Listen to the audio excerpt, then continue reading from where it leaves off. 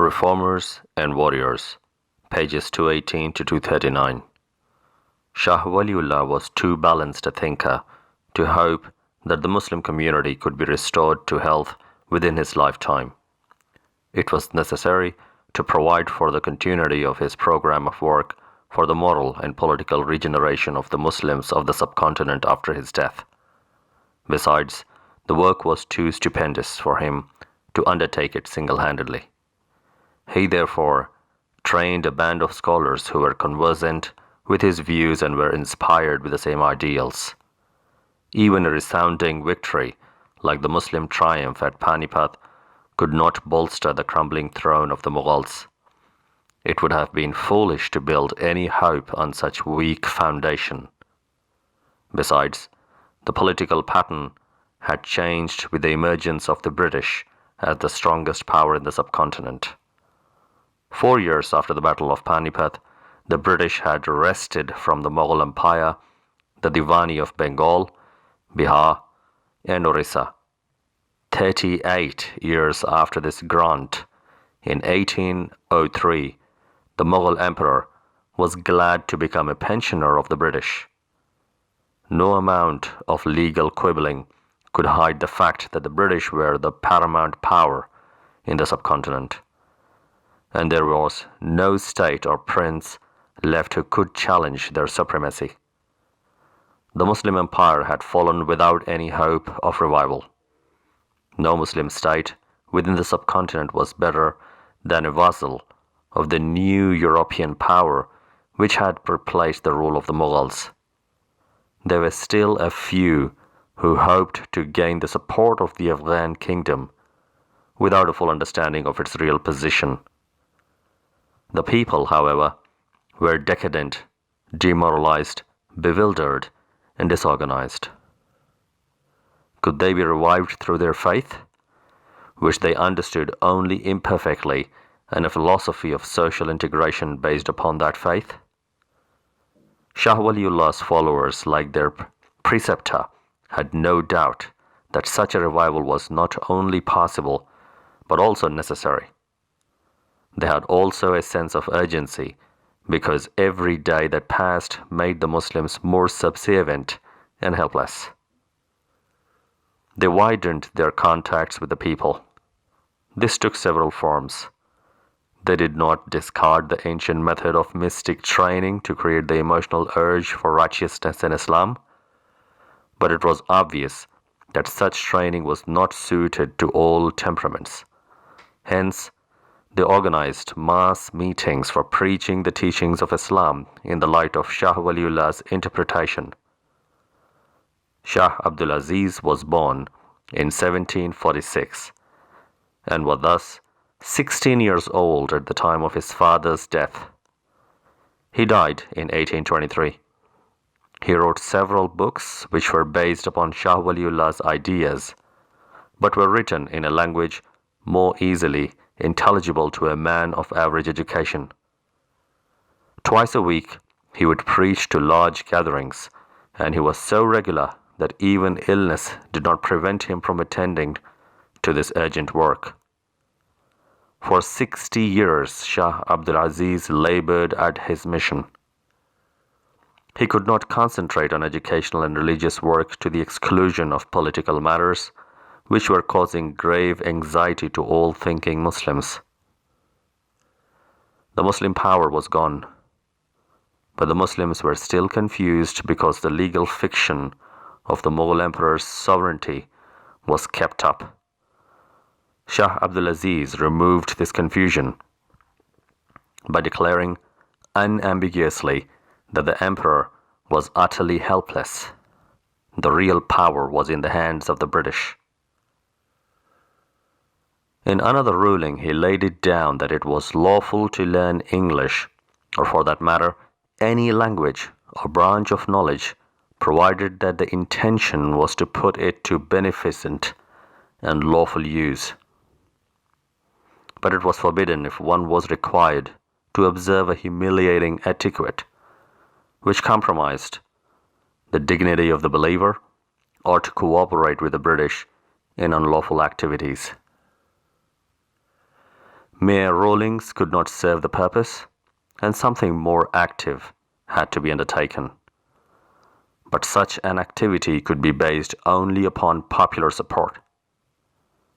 The Muslim princes were too subservient to the British to be of any great use.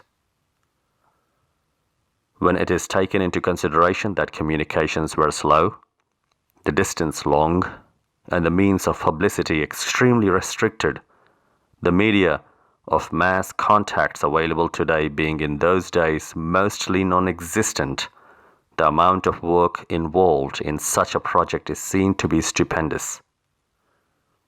Yet slowly and patiently, Shah Abdulaziz and his associates overcame these difficulties. Their tact and methods deserve praise for circumspection because they gave no excuse to the British to interfere. If the movement was to take the shape of an armed conflict, a military leader had to be found or trained for this purpose. The remnants of the degenerate Muslim nobility could not provide such a man. He had to come from a class still immune to the common social maladies of the environment. There was a family of Hussaini Sayyids which had settled down in Raebareli, about 49 miles from Lucknow. They were related to Shah Wali'ullah's family. A scion of this family, Sayyid Ahmad, was destined to play an important role in history. He was born in 1786. He was still young when his father died and he went to Lucknow in search of employment.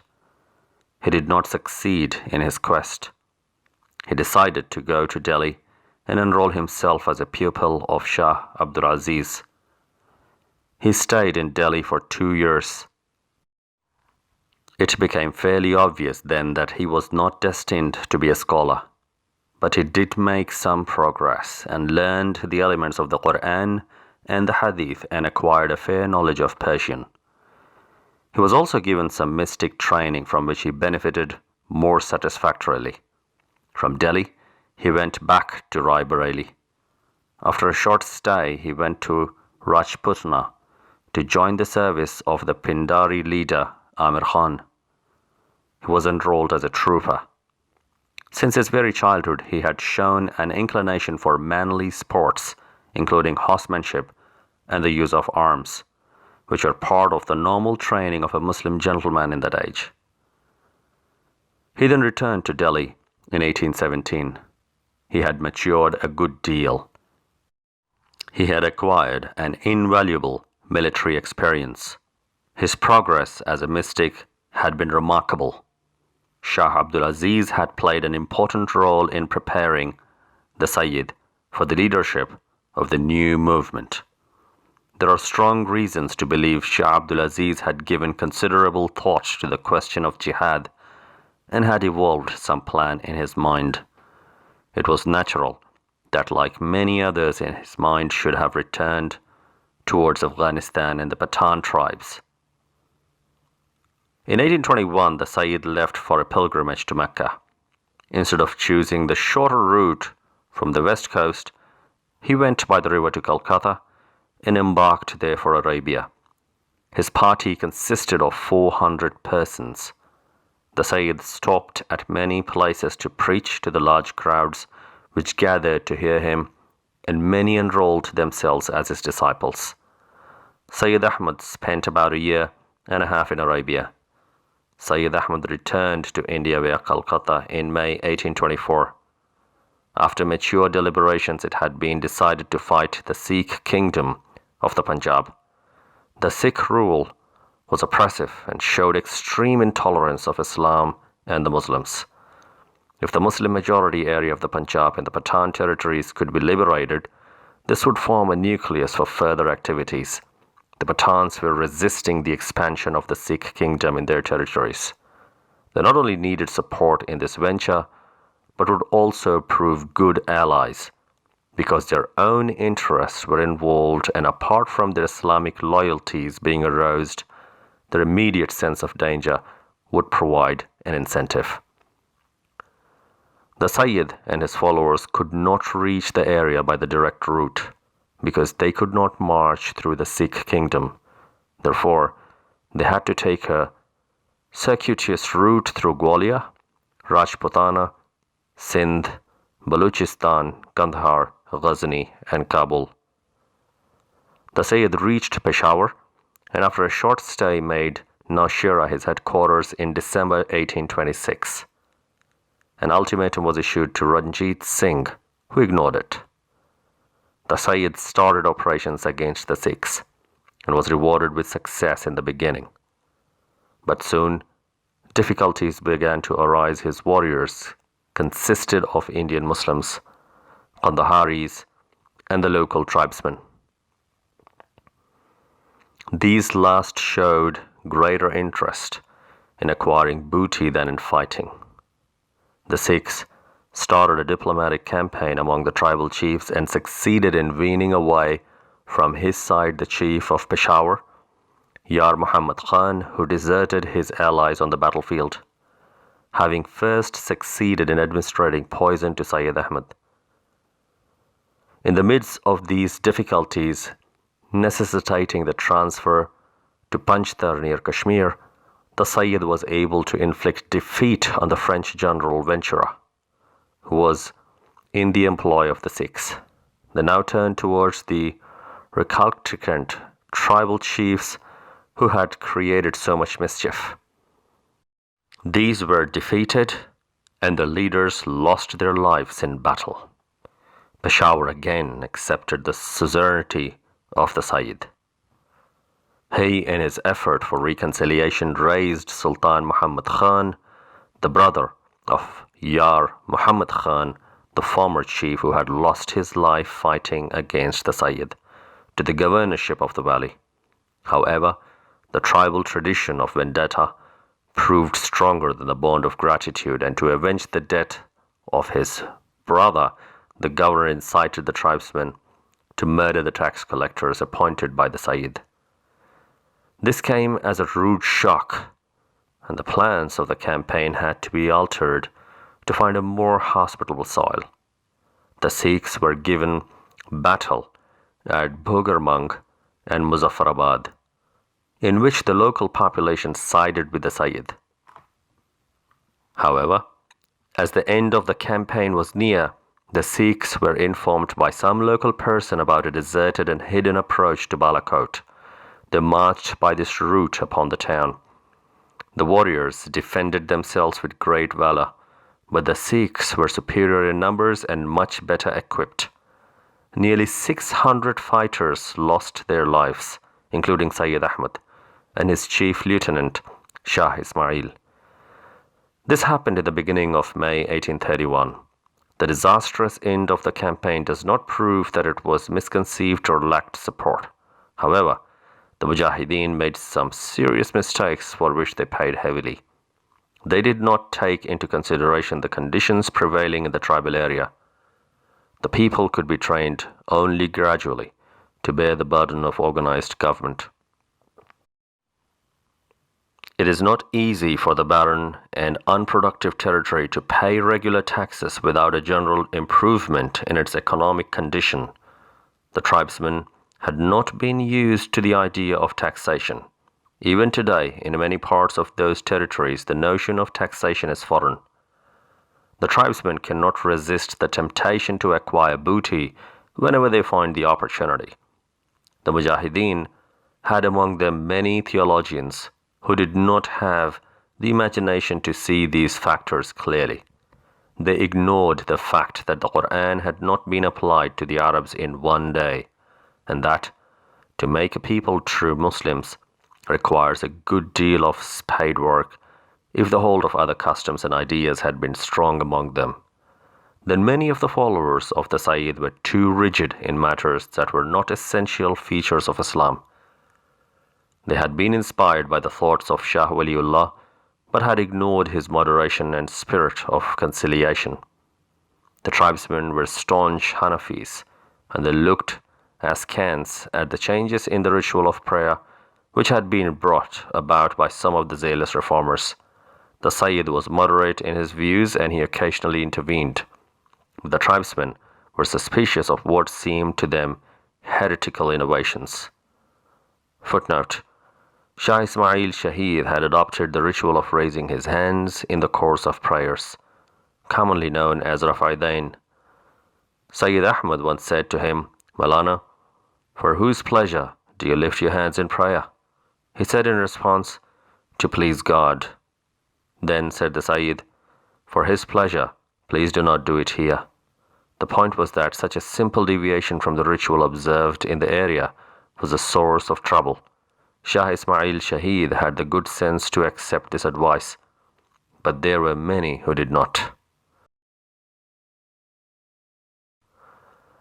There were certain difficulties inherent in the situation. The tribesmen have a long tradition of vendetta. This subjects them to continuous feuds and strife amongst themselves. Even at a time of crisis, they often find it difficult to unite against a common enemy. The Sikhs were able to take advantage of this trend, and then the Sikhs were by no means a contemptible foe. They were sturdy. They had a ruler like Ranjit Singh, shrewd, capable, and alert. He had built up a well-equipped modern force, trained by European generals of considerable ability, and then the organizers of the campaign were fighting in territories hundreds of miles away from their homes, with all kinds of difficulties in the way of the transfer of such funds as could be raised. These factors make this one of the most tragic and romantic ventures in history. This campaign was also unique in the annals of the subcontinent for another reason. It was the first popular movement born of a consciousness of a political duty.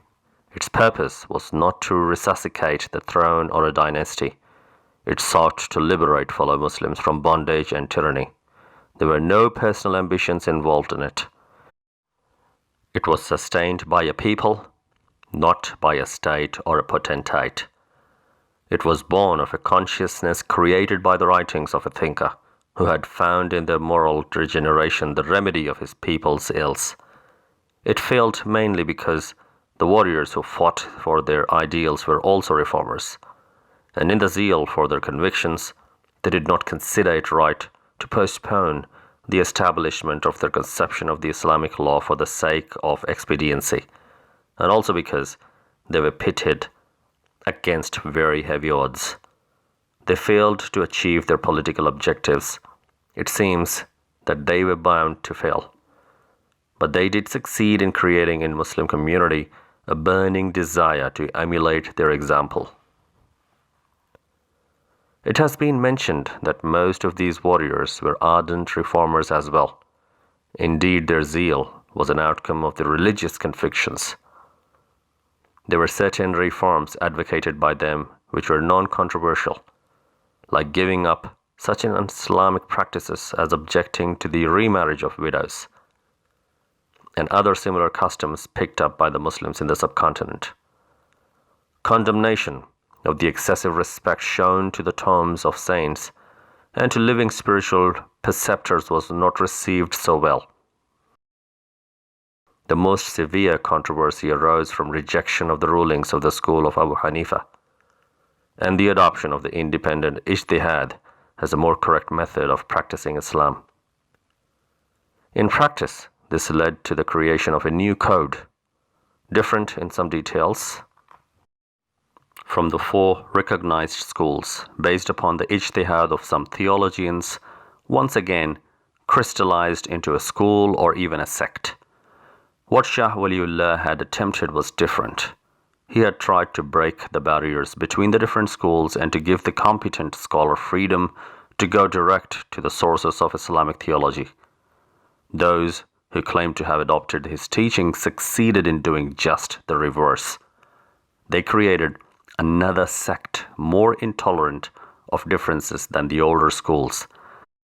They attached so much importance to these minor points that they brought about a new fissure in the body of Islam.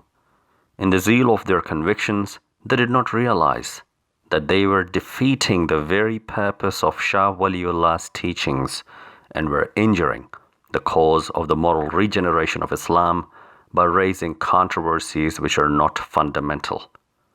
The Sayyid did not subscribe to all the views of his followers like Ismail Shahid, and he exerted his influence on the side of moderation, and yet it was a delicate matter, because there were the convictions of honest and sincere men who attached to them the utmost importance. It is also not impossible that the extremist views of some of the followers of Sayyid Ahmad Shahid were the natural result of enthusiasm and exuberance. There is, however, little doubt that such extremism did great damage to the cause both among the Pathans and the Indian Muslims. After the outburst of 1857, it became impossible to continue a movement whose professed objective was the restoration of Muslim political power. It is necessary to mention here a parallel movement in Bengal. A Bengali Muslim, Shariatullah, inaugurated a reform movement which was similar in some respects to the school of Shah Wali'ullah. Very little is known about the early life of Shariatullah. At the age of 18, he went to the Hijaz, where he studied under well-known sheikhs. After an absence of 20 years, he returned to his native land in the early years of the 19th century. Here, he worked among the poorest classes of the Muslim community. He soon collected a goodly number of followers who were pledged to perform the duties, that is the faraids, imposed by Islam. Hence his followers came to be called faraidis. Haji Shariatullah's work resulted in a stricter observance of Islam and made these poor people scrupulously honest and reliable. They cultivated a new sense of self-respect. Haji Shariatullah did not start a political movement. It has been suggested that he had taken his cue in the matter of reforms from the Wahhabis, but this does not seem to be correct. He had studied under sheikhs at Makkah who were opposed to Wahhabism in any case. He himself never professed to be a Wahhabi. One need not be a Wahhabi to advocate their practices that have no sanction in Islam should be discarded. It has already been mentioned that Sayyid Ahmad Shahid twice visited Calcutta, once when he was going to the Hijaz for pilgrimage, and the second time when he returned to India. At many places en route, he stopped to preach to large numbers of Muslims. One of the Sayyid's followers was Mir Nithar Ali, commonly known as Tito Mir. He had a following among the peasants in the districts of Nadia and 24 Parganas. His followers refused to demean themselves before the Hindu zamindars, who had now started imposing a humiliating etiquette upon the peasants. Some of these zamindars started to oppress these peasants. One of their measures was to impose a tax upon beards. They arrested the peasants and treated them with gross injustice. The peasants sought justice in the British courts, but the influence of the zamindars was too strong. They even sent a representative to Kolkata, but no redress was available even at the capital. Having been reduced to desperation, they collected in a village and barricaded themselves behind the bamboo stockade. They resisted attacks on them by the zamindars as well as the police, who made themselves readily available to support the landlords. At last, however, British troops marched against them. Of course, the rabble of the peasants had no chance against disciplined troops and guns, ill-armed and untrained as they were, but even then they fought with the same spirit as other followers of the Sayyid, fighting on a different front. The leader and 50 of his followers lost their lives in the action. Their bodies were burned, their houses were looted, their relations and sympathizers, and with them many innocent persons were arrested. Tito Mir's fate did not deter several able and learned followers of Sayyid Ahmad Shahid from spreading his teachings peacefully but assiduously among the Bengali Muslims.